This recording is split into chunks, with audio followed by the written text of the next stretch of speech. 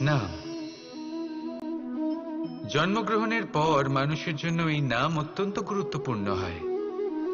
মাতা, পিতা, পুরোহিত সকলেই সেই অক্ষর খুঁজতে শুরু করেন যা দিয়ে আপনার নাম শুরু হবে। কিন্তু নাম আর রাশি এক হয়ে গেলেই কি সব কিছু ঠিক হয়ে যায়? কখনোই নয়। কারণ আপনার কর্মই হলো সব থেকে গুরুত্বপূর্ণ, আর কিছুই নয়। দেখুন, এই নিয়তিও আপনার কর্ম অনুযায়ী আপনার ভবিষ্যৎ সুনিশ্চিত করে। যদি আপনাকে উদাহরণ দিই, তাহলে ভাবুন, একদিকে ছিলেন রাম আর অন্যদিকে রাবণ। দুজনেরই নাম শুরু হয় র দিয়ে, কিন্তু একজন পেলেন এক ভয়ানক পরিণতি, আর অন্যজন সমগ্র সংসারের মনে চিরস্মরণীয় হলেন। তাহলে মনে রাখবেন, নাম নয়, কর্মই হলো শ্রেষ্ঠ। আর যদি তা শ্রেষ্ঠ হয়, তাহলে আপনার নাম এমন স্থানে পৌঁছবে যা সংসারের কেউ মুছে ফেলতে পারবে না। তাহলে আসুন আমার সাথে ভালোবেসে বলুন, রাধা রাধা। এই সংসারে এমন কোনো পর্বত নেই যা এতটাই উঁচু যে মানুষ তার শিখরে পৌঁছতে পারবে না, তাকে অতিক্রম করতে পারবে না। এই সংসারে এমন কোনো সাগর নেই যা কিনা এতটাই গভীর যেখানে মানুষ তার তলদেশে পৌঁছে ফিরে আসতে পারবে না। একটা ছোট্ট বরফের টুকরো পর্বতের শিখরে গলে গিয়ে বইতে থাকে, আর দেখতে দেখতেই তা মহানদী গঙ্গায় পরিবর্তিত হয়। এর কারণ কি? এর কারণ হলো প্রচেষ্টা, প্রারব্ধ নয়। এই প্রচেষ্টাই সুনিশ্চিত করে যে আপনার প্রারব্ধ কি হবে। এই সমস্ত কিছু হলো প্রচেষ্টা আর প্রারব্ধের খেলা। আপনার প্রচেষ্টা যেরকম হবে, আপনার প্রারব্ধ সেরকমই হবে।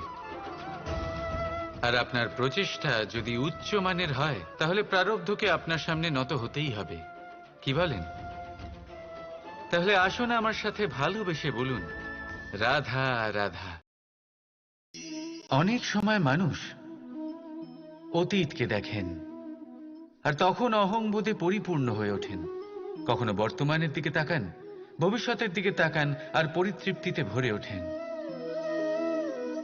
কেন বুঝতে পারেন না একটা সহজ কথা? এই যে সৃষ্টি, এই সৃষ্টি হলো একটা বড় চক্র যা বারংবার আপনার কাছে ফিরে আসবেই। কঠিন থেকে কঠিনতর পরীক্ষায় আপনাকে নিযুক্ত করবে, যাতে আপনাকে উত্তীর্ণ হতেই হবে। যা কাল ছিল তা আজ নেই, এটা সবাই জানেন। যা আজ আছে তা হয়তো কাল থাকবে না, এটাও আপনাকে মেনে নিতে হবে, তাও আবার হাসি মুখে। শান্ত থাকতে শিখুন, আর কখনোই মনের মধ্যে অহংকার উৎপন্ন হতে দেবেন না। হতে শিখুন সেই হিমবাহের মতো। হয়তো এই জন্যই এত শীতল থাকে, কারণ ও জানে গতকালও জল রূপে ছিল, আজ বরফ রূপে হয়তো আছে, কিন্তু কাল পুনরায় সে জলেই পরিণত হবে। নিজেকে শান্ত রাখুন। হয়তো আজ আপনি সাফল্যের শিখরে আছেন, হয়তো বা নেই। আপনাকে প্রত্যেক দিন অবশ্যই দেখতে হবে। শুধু নিরন্তর প্রচেষ্টা করতে থাকুন, প্রত্যেক পরিস্থিতির জন্য তৈরি থাকুন, আর একে একে ভারসাম্যে রাখতে শিখুন। আপনার কাল হোক, আজ হোক বা আগামীকাল, আপনার ভালো দিন হোক বা খারাপ দিন, সব পবিত্র হয়ে যাবে। তাহলে আসুন আর আমার সাথে ভালোবেসে বলুন, রাধা রাধা। দোল উৎসবে এই সমগ্র সংসার রং নিয়ে খেলা করে, কিন্তু এই রঙের সারমর্ম এই সংসার কি জানে? কখনো দেখেছেন একটা চিন্তিত মুখ শুধুমাত্র রঙের স্পর্শ পেয়ে আনন্দিত হয়ে ওঠে? দোল, দোলে আমরা কি করি? পুরাতনকে ত্যাগ করি আর নতুনকে স্বাগত জানাই। শিশিরকে বিদায় জানিয়ে এক সুন্দর, এক নতুন ঋতুকে আগমন জানাই। দুশ্চিন্তা দূর করে আসার নতুন রঙে রঙিন হয়ে ওঠা, নিজেকে আনন্দিত করা, এটাই তো হলো দোল। এবার দোলের একটা ব্যাপার আছে, দুটো রঙে একসাথে রঙিন হওয়া যায় না। একটা রং উঠলে তবেই আরেকটা রং লাগা সম্ভব। আরো একটা প্রশ্নও রয়েছে, কোন রংকে তুলে দিয়ে কোন রং মাখানো যেতে পারে?